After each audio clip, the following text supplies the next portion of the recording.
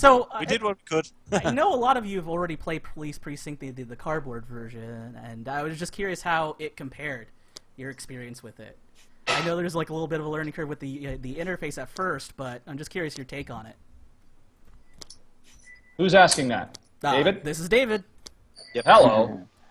Yes, I'm back, folks. Well, it certainly feels like we're gathered around the table. Yeah, I see it as really similar. Having the audio, if we didn't have the audio, it would be much less of an experience for me. But I really feel like we're all just sitting around at a convention playing Police Precinct. Yeah. It feels, like I said earlier, it feels like you're not playing a digital version. It feels like you're playing at a tabletop. And, some of us know the interface better than others, like me, Scott, and Oleg. We know the interface pretty well. And to me, it feels like, there's some people at the table who don't really remember, right, where is this card supposed to go? Oh, no, don't worry, I'll take care of that for you. I mean, I think it does have an analog replacement. True. The fact that, I think, Eric, this was your first time ever using this interface at all, right? Indeed, and having other people being able to help. Where does this card go? How do I flip this? It helps rather than being stuck in a pre-programmed interface that would force me to jump through the hoops alone, not knowing what I was doing. Exactly. Yeah. And the neat thing to me, that has another real-world, tactile, meaningful feeling when Eric doesn't know, hey, where am I supposed to discard this? Oh, don't worry, Eric, I'll just put it over there. That could happen in real life just as likely as it is here. It's just, Scott or I or whoever would do it because we just know the interface. And, with 6 of us, one person could be thinking about their turn, and somebody else can just be cleaning up the board at the end of their turn. Yeah. Or totally. Yeah, there were several times that Carl, put out the punks while someone was putting out an emergency and something like that, and keeps it going. That was to me one of the things that Tabletopia does really well. Is it takes a game like this. I've seen some people when this is being played at a show, they come by and they go, wow, that looks like a lot's happening. It looks like it's a really busy kind of game and everything, but it flows really well when you play the game, and it's not there is a lot happening to it, but it is not an overly complex game. And with Tabletopia, you get that feeling of, wow, all of this is flowing together. Richard's putting out the emergency, and Carl's putting out the punks for it. And like you said, while all that's happening, you can still be planning your turn if you're after it. So I think it does a great job of taking what happens in real life and putting it into a digital format for it. And while the rules enforcement is useful in apps for sure, one thing that this format lends itself to, I think, is variance. You don't have to wait for a programmer to get something just right. Right. And on top of that, let's say you don't like a particular element of the game. It's basically your game, like if you took it out of the box. Like, for instance, not to hype another game, but Lords of Waterdeep, for instance, my wife will basically rip my head off if we actually include mandatory quests. Sure. So we could take these out in this kind of format, whereas if we were playing on the app, we can't. Well, it's another thing, too, that Eric mentioned, and I hadn't really thought about before. It's interesting. If this game that we had just played had fully 100% integrated, rules, automation, and whatnot, we would be kind of removed from the experience of the game if it was doing all the bookkeeping for us. That's true. Yes. And, doing it this way, it works as a much better learning aid for somebody learning the game, but it also just makes you more connected with the nitty-gritty. If you played this game on Board Game Arena or one of the other ones, everything you're just kind of removed. You don't feel connected. It doesn't feel real anymore. Sure. Right. You can also kind of lose a little bit of that when if things from an AI perspective push you through, 2 or 3 things that are kind of quote-unquote automated, you can almost kind of lose a little bit of the, wait, what just happened? Where did that go? Exactly. Yeah, no, that's a great point. And honestly, I got to be honest, and Carl's going to hit me in the head with this one, I don't own Police Precinct. Dun, dun, dun. Now, What? but now that I have played it on Tabletopia, I'm more inclined to go buy it, right? Because now I know exactly how it works, and now I'm like, hey, I can sit down with friends here or on Tabletopia, and it's one of those things that I'm more inclined to go pick up the game now that I've played it in this fashion. And the beautiful thing is with Tabletopia is that you don't actually need to have your friends and your family necessarily pick up the subscription service. That would be great. But I mean, the thing is, That's true. as a gold level subscriber, there's the different tiers that is available on their website. But basically, you will have your own personal digital gaming room just like you see here today, and everyone else can have free accounts. to the service, and you can invite them in, pull them in. They don't have to go through some long purchase process or anything else. Just set up an account and get to playing right away. Just send them and then a once link. they're done playing, they will go get their gold account because they see how awesome it is. Yeah. Exactly. Now, I'm actually curious, Karl, as a publisher who is clearly using this, what are your plans for Police Precinct on Tabletopia once it's out of beta?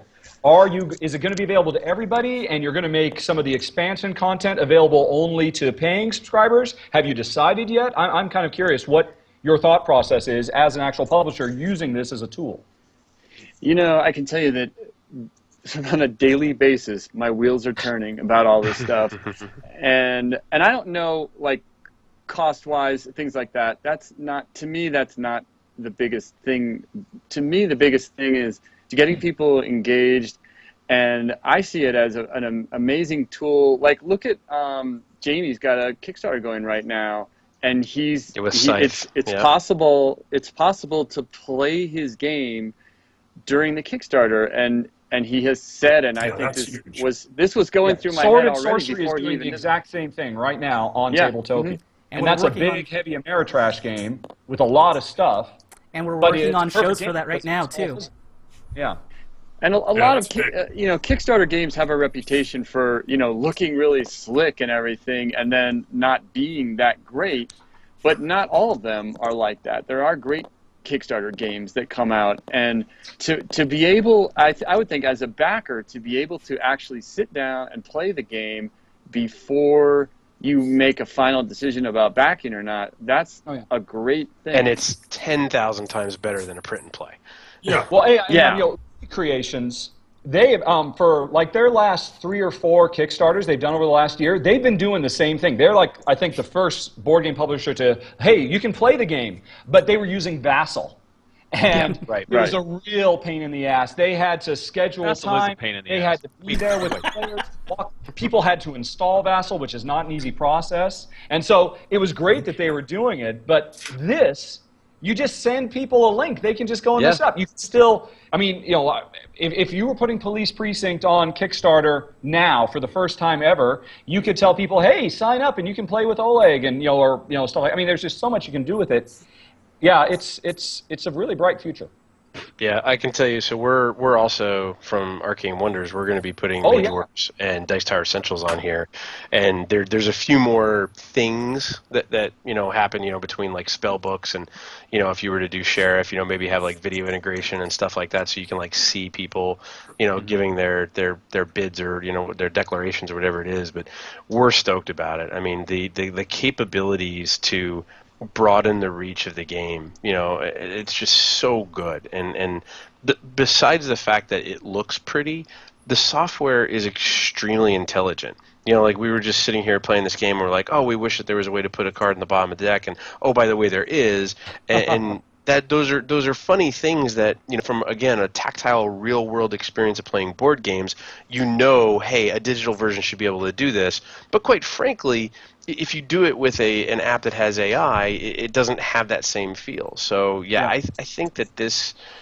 really, from a software perspective, changes the game. And the nice thing from a fan perspective, but also from a publisher perspective, is that there's a lot of people buying into Tabletopia from a publisher's perspective. There are so many people that are involved. I think there's like 105 games on it right now. That's correct. And it just keeps growing. Like honestly, like one of the things that I've been laughing about with my friends is every day I'm logging into Tabletopia in the morning, almost like, go to Facebook, then go to Tabletopia, and if there's a new game, I'm going to try it out.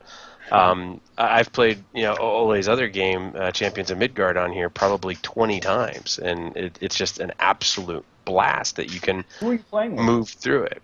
I have a friend of mine, Stacy, I've played with. I have a couple of friends of mine here in town that I play with that are on the south end of Austin, which is, if you've ever been to Austin, Texas, you can drive 60 miles north to south and still be in the same city. Oh, man. I would kill for some Salt Lick right now.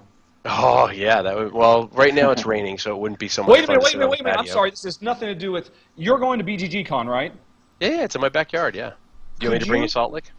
Please. I would love a case to take back to Malta. Just email me your order, and I will bring you whatever you like. Awesome. Jen makes the best damn Salt Lick fajitas you have ever tasted. I haven't had them in years. Sorry, has nothing to do with That's okay, but Guys, it's a good plug for great. Austin I as have well. to run. That's okay, You can Eric. walk. Thank you It's so okay. much for joining us. In fact, that's where we're coming up here. We were at the 2-hour mark. Thank you so much to everyone that has joined us. Carl, Eric, the Chief, Rahdo, Talks right there, and of course our designer Ole Steiness.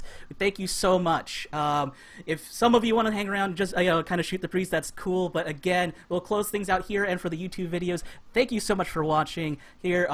Police Precinct on the Tabletopia service. Take care. Thanks, guys. Thanks. Bye-bye. All right.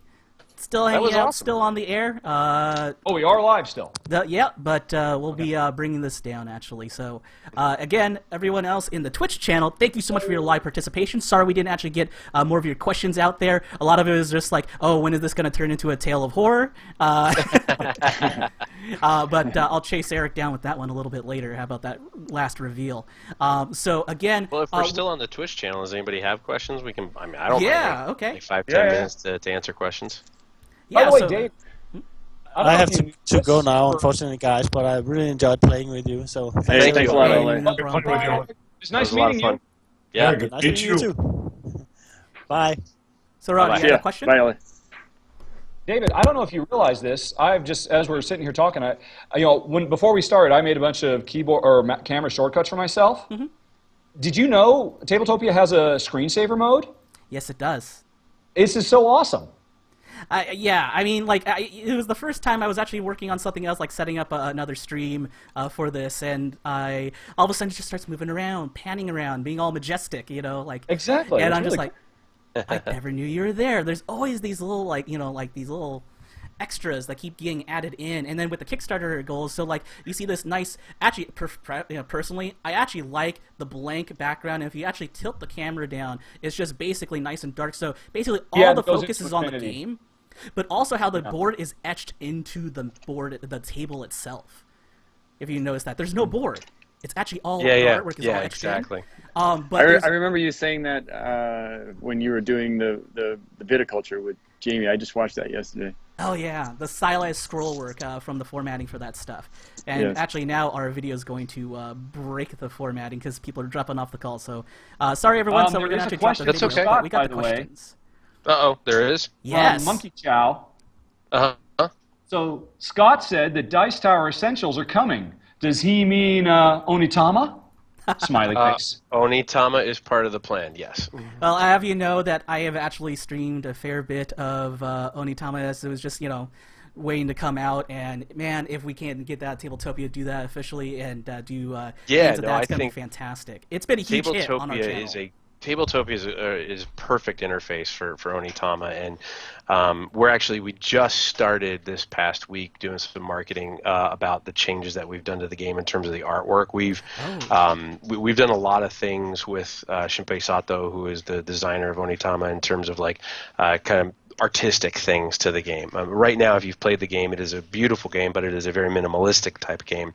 We kept that, but we kind of, and I kind of use air quotes when I say this, Suroized the game and really kind of make it a coffee table looking like game, something that people are proud to have out and be like, hey, this is what I do, this is my hobby, my interest and stuff like that. So it's a perfect interface for it. So yeah, we've been talking with Tabletopia right now about Mage Wars, and that's a kind of an obvious fit, but we're also talking about putting Dice Tower Essential games on there past Sheriff, with Onitama, with Royals, and with other things that I know about, but I can't tell anyone officially in a capacity yet.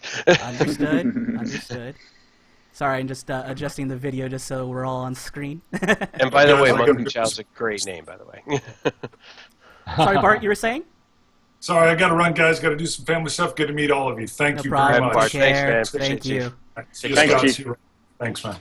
Bye, Chief. Oh, wow, yeah, so they're trying to follow up. Yeah, more than at Gen Con, because the Gen Con version looked great. The Gen Con version of Onitama? Yes. Yeah, so the version that we had at Gen Con was the version that was put together by Conception, the company that we licensed it from in Japan. And it's if you go to Board Game Geek, it's got pictures of it up there. But yeah, we in the probably next week or two, we're gonna have a lot of the artwork being released, and it's funny, but it's very simple changes to things like the cards have gone from horizontal to vertical. Or, vertical to horizontal, and they've become tarot-sized. The reason we did that is the kanji that was on the cards behind the moves was really kind of hidden, and you couldn't see it very well. So the way it looks now is if you were to take a tarot-sized card, cut it in half, and the right side has the move, and the left side has the kanji and the name, and it just artistically looks much, much better. So I think people are going to be really excited when they see that and see some of the updates that we've done to it here in the next couple of weeks. Cool. A big thanks from the chat for that. Yeah. So cool. I mean, we're honestly on the precipice of just something very different. There's a lot of things to iron out, obviously, and I'm not just talking technically. It's just us as board gamers. But now, I mean, I've had the opportunity to interact with all of you from all around the world and not have to worry about flying out to a convention just to do so. Yeah, literally. I mean, Rahdo, what is it, like 4 in the morning where you are? I mean, it's... No, it's 8 at night. 8 at night where you are, 1 o'clock where I am, and we're playing board games. That's brilliant. Mm-hmm. Yeah. And bring us together and be able to engage, all the people that are, interested in us and what we do too. So I can't thank you two enough for this. And also Karl, I got to remember, I see the 2 videos. Karl's right in the center, right above. I'm in any time to do stuff like this. I think this is great, and that's actually one of the things I was thinking about from a Tabletopia perspective. For Rahdo, for like you and me and Tom and Rodney and people that are video personalities that are part of the industry but are displaced everywhere, right? I mean, I'm in the States, you're overseas, Rodney's in Canada, but if we ever wanted to do something, where we wanted to say, hey, we're going to play with fans, we don't have to worry about waiting for BGG-Con. We don't have to worry about waiting for going to Gen Con or anything like that. We can fire up Tabletopia and we're off and running. I think that's a great, huge enough And even for people who don't know their way around, if I say, hey, yeah, look, you can play a game with me and Jen, for whatever reason, it's fine. I can run the table. And you, being somebody who just wants to play with us, can sit back and play, and you'll learn how to play a game. I mean, it works really, really nicely. And Jen doesn't have to be on video either. So many people are so worried that something like Tabletopia spells doom in the end of it, the end of tabletop gaming, because it's all going to go digital. Fortunately, you, Scott, are a publisher, so I think you have a fair bit of weight. And you would like to point out that it does not, in any way, shape, or form. No, yeah, you're going to pack it up and just go all digital next week. No, this is a complementary thing, right? I mean, you look at it, whenever I look at digital, I think of 2 different things. It can either cannibalize the sales of your physical product, or it can complement. And it's a total complement because, for example, if Onitama is a game that at its core is an abstract strategy game, if somebody goes, I don't like abstract strategy games, but they finally have the opportunity to go on Tabletopia and play it, and they see it and they maybe look at it and go, wow, it looks beautiful and I like the idea of it, but I don't like strategy games, they're abstract, and then they sit down and play it and they're like, ooh, wow, that's amazing, I got to go buy it. That's total complementary, right? It's, from a publisher standpoint, I think Tabletopia is going to breathe new life into bringing people to your games, so I'm really excited about it. That's awesome. I mean, basically, we're bringing the demo table to everyone else and to the masses, really, because everyone, that just tries it out and brings another person into it is just more exposure to get more comfortable with it and go, I kind of want that for my, also my friends that are over here too. I mean, I keep a copy of Love Letter in my glove box, and now it's going to actually be shoved in there with Onitama as well. So it's Glove Letter, not Love Letter. Nice. Yeah, that should. I would not be surprised. That all the should not be encouraged in any way, shape, or form. Nice. But yeah, I mean, I can't tell you how many times and how flattering it is to hear when I've gone on stream to show off these games, because a lot of it is just education and just more avenues for people to actually get this media out there. And also to bring them in, because now with this whole digital format, we don't have to worry about bringing just our buddy in, or hopefully they'll find someone they relate in our gaming group to kind of latch onto. Instead, we bring literally them in and go ahead, try this out, play with us, and see what you think. Yeah, I mean, think about people who are on the edge of board gaming, right? The people who, know the big stuff. They know the Catans, they know the Carcassones, but they haven't dug into anything deeper. This is the thing that's going to help them get addicted to the hobby and the lifestyle of board gaming. Awesome. And we'll, again, be able to use this as a prototyping platform so that if you got stuff in development or want some feedback at the conventions, you can put people to work by sitting right in front of a kiosk. My goodness, the from a publisher standpoint, so this is a funny story. So when we first looked at Tabletopia, one of the things that we had talked about with Timofey and Andre was around the idea of private playtesting and being able to put together playtesting versions of your games. And I talked to Ignacy from Portal Games, and he was doing Imperial Settlers. And I said to him, what do you think of it? What do you think of the people? What do you think of the product? And the first thing he said is, wow, the testing is unbelievable. And the option to, in the past, have to go to playtesters and say, hey guys, here's a list of 300 Mage Wars cards, go print these all out, which, oh, by the way, is going to destroy your ink toner, and then go and cut them all out, and then go play with them. Mind you, they're not paper cardstocks. You're going to have to put them in front of Magic cards or in front of WoW TCG cards in a sleeve. That's just a daunting process to ask a bunch of people to do. And even when they do it, they only then play test with the people that are in their area, in their town, sitting down. Now I've got the ability to get a guy in Poland, a guy in Russia, a guy in Australia, and a guy in Florida to all play test with each other, and they don't have to print anything out. That, as a publisher, is like pure gold, like literally pure gold. So have you had a chance, or any of your staff actually had a hands-on experience with the designer component yet?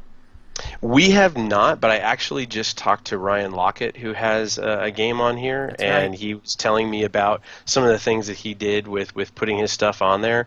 Ryan owns Red Raven Games, which, if you don't know who he is, figure it out, because they just make really good games, and he is just a really good guy. He's really good. We actually had him on the show a couple weeks ago when we actually debuted 8-Minute Empire Legends. That's right, yeah. But yes, he was also sharing that experience. But yeah, the question kind of popped up in chat, your experience. So, when you come back to this, because I know we'll be wanting to play your game. Yeah, definitely. That, we'd love to, kind of share your experience too on the design side. Because I capture the play side. I'm just, I'm a gamer. I love it, and I shared my, how my experiences with the platform and everything else. But we would love to have your take too as you get more into the implementation side, and also part of it is the assistance they provide on the tech side too. Is that at certain backer levels in Kickstarter, but also as a service. I know a lot of the gentlemen over there at Tabletopia has also said, give us your game, give us your assets, and we'll put it in there for you for a service and. Get that up and running too. Yeah, I actually talked to Vito Lasarda, who's been using this, like you talked about, Scott, just playtesting his next games with people all around the world. And he's a professional graphic designer, in addition to making some of the best games in the industry. And, he's been doing all the building himself, and he was raving. I mean, it's practically WYSIWYG. It's, when they first showed it to me, they were actually giving me a demo of how, hey, look, we'll just import this bitmap that was of some weird shape, and they import, and it instantly made a 3D model, just like that. You didn't have to do any 3D sculpting or anything. It's absolutely amazing. Now, I'm curious, Scott, this is maybe a bit more controversial. Again, as a publisher, Tabletopia versus Tabletop Simulator. I mean, a lot of what you've talked about is equally applicable there. Are you pursuing that as a development platform also, or what do you think about it? No, we're not. We're putting all of our chips in on Tabletopia. We had looked at Tabletop Simulator. I personally and professionally have some issues with Tabletop Simulator because with Tabletopia, they were very forthcoming and they were very, very straightforward. Hey, we have this software. We'd like you to be involved. And it was more of a pull me into Tabletopia.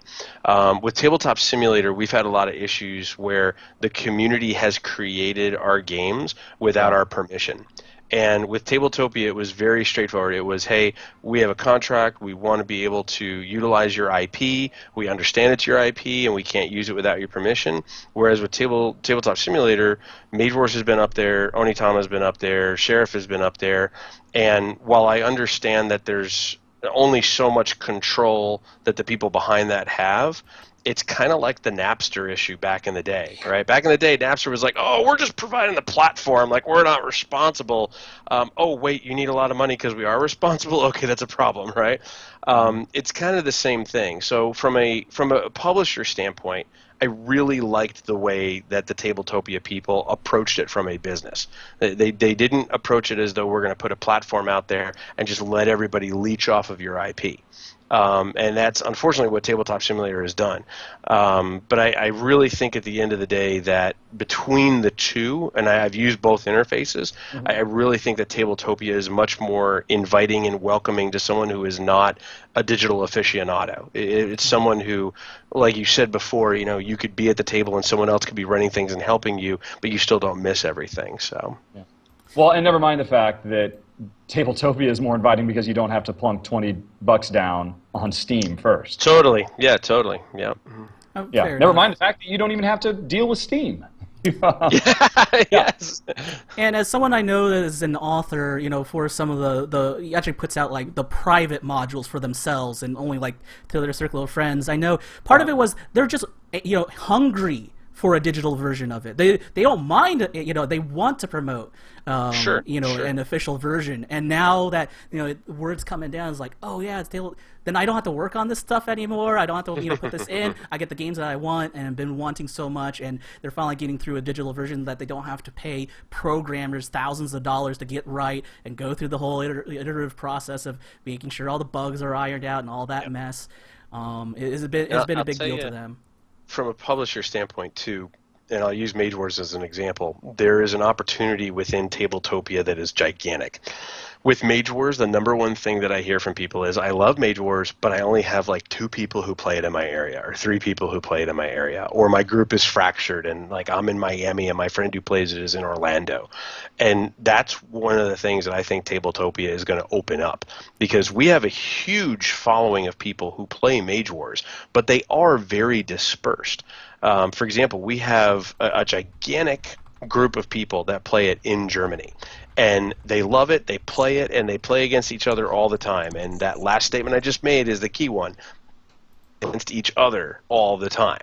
So if you get a game like that onto Tabletopia and you allow people, that's someone in Germany, to play someone in Chicago, there's a whole new meta that opens up inside of playing that, where you're playing against people you don't know. And I think from a publisher standpoint, that's pure gold, because now I'm introducing more people playing against other people who play the game and opening up the actual options in the meta of playing the game. So I'm really excited about that as well. And I know the Tabletopia guys too, and I've talked to them, because I did a run through for it a couple of months ago. I mean, I know they've got plans for in-system tournament running and stuff like that too. So I mean, there's the sky's the limit for how you as a publisher can leverage this tool. And they're not afraid of it at all. Like when we first talked to them months ago, I told them, I said, well, this sounds really good, but everything you're talking about is like cards, dice, flip over, roll over, move. I have a spell book. I have something that people it's not looking at a hand, it's a spell book, and they immediately that's okay, we'll find a way. I mean, their answer wasn't "we'll do it." Their answer was "we will find a way," and that was awesome to hear. So my understanding is a lot of the developers within Tabletopia, they actually have a background working in MMOs. I believe that's the case. So I mean, this is just not some group of guys who got together. This is a bunch of seasoned industry professionals who And one of our viewers would like to remind us that also the beautiful thing about that, especially when you got longer, more complex, some really deep games like Mage Wars Arena, that we will be able to save the game state. So you got your whole setup, your spell books, everything else, all going on at once, crazy things going on, and oh shoot, I need to save the bacon that's starting to burn in the other room, and maybe I can catch you later. You can save the game state and come back to it another time, or even don't burn the bacon. Actually, it happened to Bart a little earlier. Not kidding. But you could also have multiple games going on at the same time. So if you're playing it like chess, which I often do in Mage Wars, we love to have the setup there, and and it's such a deep one that we actually want to plot our moves out and not go at breakneck speed. And we'll be able to save multiple different games at the same time, which is awesome. How many? Depends on your subscriber level. I actually don't have the numbers right in front of me. I think gold's 6 or something. Yeah, sounds about it's like a that. lot. 6, It's 7. a lot. I think silver membership is about 3, and then I think bronze doesn't have any, or maybe 1. Well, 1 because it's the game you're playing actively, and it's free. So it's whatever you're playing right there is what you got. But then the other person will save the game state, and then you pop back on in. And also, Rahdo, questions coming in for you. Oh, do you think you could review a game after playing it on Tabletopia? I mean, maybe not a full run through, but maybe going like over this, like your thoughts on this, or maybe like a mini special or something. Oh no, I actually have thought about using Tabletopia as a run through. I came really, really close to doing it for Imperial Settlers because people have been after me to do a run for Imperial Settlers for, well, when did it come out? A year now. Mm-hmm. Yeah. And it's just sitting there. And so yeah, it has been something I've been thinking about, and I fully expect. My only problem, to be perfectly frank, with Tabletopia is everything I've just done tonight. I've had to take my wife's laptop, which is powerful enough to run it. I've got a dinky little laptop that can't run it, and more to the point, it's a touchscreen, and their interface for touchscreens and touchpads is not quite there yet. Between me and Jen and our two laptops, we own one mouse in our house, and I really need to buy another mouse before I can actually use. Wait a minute, your Kickstarter didn't provide you enough money for another mouse. Come on. Too busy buying new games. I have a mouse. Oh, dang. Sale in Gozo. Give me. All right, I'm bringing a mouse to BGG-Con. A mouse in Salt Lake. That's all I need. Scott, you I'm take care of him on all Steve Martin the levels. Jerk. I just need this mouse and this Salt Lake. That's awesome. No, but it's really impressive. I was super impressed. It's interesting too. I mean, I'm a longtime video game player, PC player. The controls. I mean, I think the background of these guys is reflected. The fact that the controls are all based around WASD. The controls are not based around the arrow keys. They're assuming your hand is going to rest on WASD because we've all been playing first-person shooters since Quake. And so it's very, very intuitive. And honestly, I hadn't actually used it for a few months until this game tonight, and I was just right back in it. That's awesome.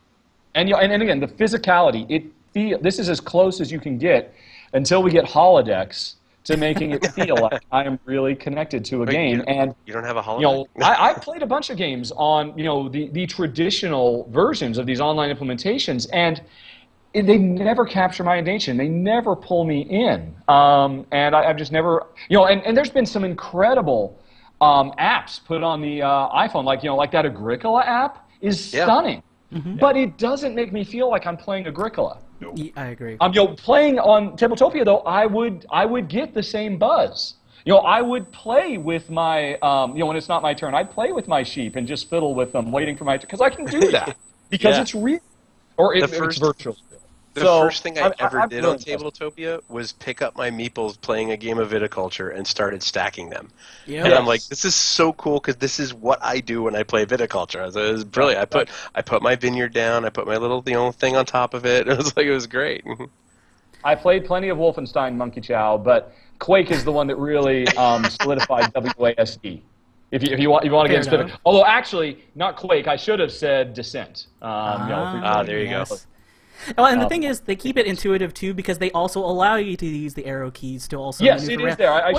No. I'm not even double backing on that. No, the cool bit though is that it's constantly evolving. You mentioned the touch controls, and one of the questions earlier is like, are you concerned? To more of the dev team who are not with us at the moment, are you concerned that you've noticed that we actually could not play on Chrome, and that's because MPAPI support, basically the stuff, the engines that a lot of these web apps will run on, like Unity and now Java, and there you can see the death of Flash coming too. That only certain browsers will work. Well, the cool thing is, like, are you worried? And what about, like my touchpad and all this other stuff, is that one of the things that they were very clear about, and that's what I liked about the developers, that they were very transparent about their development roadmap. And one of the things for 2016 is to integrate into iOS and also Android touch tablets so that you would be able to actually use them more effectively than you can right now, for sure. And it's a standalone app for computers as well. Exactly. So being greenlit on Steam, so you don't have to worry about it because the essential web framework for the browser will be integrated in it. But ultimately, on top of all that, would be, for some people, is Apple TV. Because, now the new Apple TV is coming out, and it's like, I don't know about that. Are those powerful enough for Tabletopia? I mean, Tabletopia, you can't run it on a netbook. I mean, it does have some moderately decent system requirements, I think. But that's interesting. Well, that's absolutely true, and I imagine that's going to be one of the technical hurdles they probably have to deal with. At least they actually have that there, because the idea is get it iOS first, because some of those devices actually can do it. The new iPads and those kind of things. And by the time it's actually done, they'll probably have another iPad, so those will be able to handle it. But then on top of that, yeah, absolutely. Yeah. So The Chrome thing is really unfortunate. The fact that they're just the first to drop InPappy, or I don't know how you're supposed to say it, InPappy. Yeah. But I don't know. This doesn't just affect Tabletopia. I mean, there's a lot of Unity browser games out there. I got to wonder if this is actually going to hurt Chrome or Google more than it hurts. I mean, as more and more games that people want to play online, oh, sorry, you just can't play it in Chrome. Okay, well, I'll switch over to Firefox then. Yeah, and as long as Firefox isn't stupid enough to drop support, I mean, it seems like... It's not quite beta VHS, but it is close, right? Yeah, I know. Yeah, and but I got to assume Unity is working day and night to deal with this, because it's in Unity's best interest to get functional back in Chrome. Absolutely. And so the more we learn about that, we'll definitely get more out of that to everyone else too. But I mean, even still, even if you are a hardcore Chrome user and a Googleite and this is all I want to do, it is not hard to have Firefox just for Tabletopia. I mean, it is not hard. Internet Explorer. Yeah, or Internet Explorer. There is that. Which is what I was using to play this afternoon. Was it? Okay. There you go. Yeah. Because it was just I have Chrome and I have IE. I don't have Firefox installed on my wife's computer. So I'm curious, and this might be digging into the weeds too much, but I'm just curious if you don't mind saying what type of laptop you have that you don't run Tabletopia on, because I've actually run it on a Surface and it worked just fine. I'm curious what you have that's not. Well, is it just older, my wife's computer, which is a Samsung Satellite, it's a fairly high-end laptop. It runs beautifully, no problems at all. My computer is a Helix ThinkPad, and I couldn't tell you what its system specs are. It runs okay, but it's not snappy. It's totally playable, but on my wife's computer, it's snappy. I don't really feel any line of laggy stuff. Got it. So, it's adequate. But there's no on my other laptop, which is literally a little Samsung netbook, an NC10, which is what I do almost all my browsing on, just because it's so tiny and light. Yeah, I'm a little weird. I have an Alienware 17 as my main one, which is what I'm on right now, which is I think it could launch me to the moon if I needed it to, but it's fine. But I've run it on a low-end base Surface, and it's done fine. So it's Yeah. Well, we're 30 minutes into the post show, and I appreciate everyone stopping by here. And also, Karl, you're still with us, right? I am. as we just completely run roughshod over it. That's what happens. You need to get a better computer to get on the video there too. So bottom line, we've done now 2 streams. And you've played it so much more. Police Precinct, Tabletopia. Final thoughts. I think it's a great game for this platform. I'm going to be curious to see how the dirty cop aspect sort of works out, and I'm not in a huge rush to figure that out, but that I think will be kind of interesting. Awesome. And so, Rahdo, I mean, you are actually the person that got me into Tabletopia at first, too. I wouldn't actually be here if it wasn't for your run-through showing me what this is. The bottom line, what, really grabbed you about Tabletopia to actually go, I'm making a video on this? The 2 things that really impressed me, when they contacted me and said, hey, we're doing this, and I'd heard of Tabletop Simulator, but honestly, I just didn't want to pay $20 to give it a try, and I didn't want to have to give Steam my credit card. So I had always passed on that, even though I knew it was something interesting. When they contacted me about this, and they gave me just a quick tour, they're the 2 main things I was blown away by. One, the development tools are stunning. Not that it has anything to do with the end user's experience, but I was just so blown away by it when they were showing me how it works. But then from a play experience, again, it was the tactile feel. That when I actually sat down and I played a prototype of Vito Lasarda's next game that's not coming out until next year in prototype form, I did feel like I was sitting at a table. It was as close as I could be to sitting at a table with Vito, and that's absolutely amazing. It's something I've wanted for a while, and Tabletopia made it easily available in my browser. Or in my wife's browser. With my wife's mouse. We'll help you out the next Kickstarter. And Talks, finally, I'm sure there are publishers on the fence, although, they're rapidly coming on board. The list of people joining up with Tabletopia, I see their logos starting to fly everywhere on their website, but there are still going to be people on the fence or pursuing other options too, or really trying to make that assessment internally. What would be your message to them while you're also signed up with Tabletopia? I would say obviously make the right choice for your business. I mean, don't do what everyone else is doing just for the sake of doing it. There's always a business plan that a business owner should have, and they need to stick to that plan and not go guardrail to guardrail. But definitely look at it because the opportunity is huge. Even if you just want to use it for testing, that option alone is gigantic. But the sky's the limit. I really feel that the people behind Tabletopia is what's going to make the difference. And the people that I've engaged with, both from a fan perspective and from a publisher perspective, are awesome. And while the software is good and the look and the feel of it is great, the people are even better, and I think that's just going to help them be growing and getting better as it goes on. So that would be my message to anyone that asked me. There you go. Thank you very much. I mean, the people behind the service, but also the people using the service. I've met some wonderful people by playing on the service, and it's only going to get better. We're already in closed beta right now. This will be coming into open beta in December with a expected launch in 2016, where we'll actually get the subscriptions up and running. But if you're interested in games, please feel free to reach out to me. Feel free to either drop a direct message there or at Tabletopia, leave a message in the comments, whatever you want. We want to get you into the game. That's been this whole experience, is that trying to get you more experience with this, and also one of these wonderful personalities to kind of show off more of what Tabletopia can do. We are working on Season 2 right now of our designer game series. We've already done Viticulture, 8-Minute Empire Legends. We've done Police Precinct twice, and so much more. We need to get Firefly Shiny Dice on here. Oh, exactly. So, I mean, and plenty more to go. So not just like the heavy knockdown Dragon games, but also the short, wonderful experience. We're sculpting experiences for all of you and trying to get games out there for, everyone to experience. So I can't thank all of you enough. I can't thank all of our guests enough for what you're doing by coming here today and showing off, just having a good time. I mean, that was the bottom line. There wasn't like any major stress. It's like, okay, here's a board, here's the game. Let's open the box and let's have some fun. Yeah. So thank you, and until next time, take care.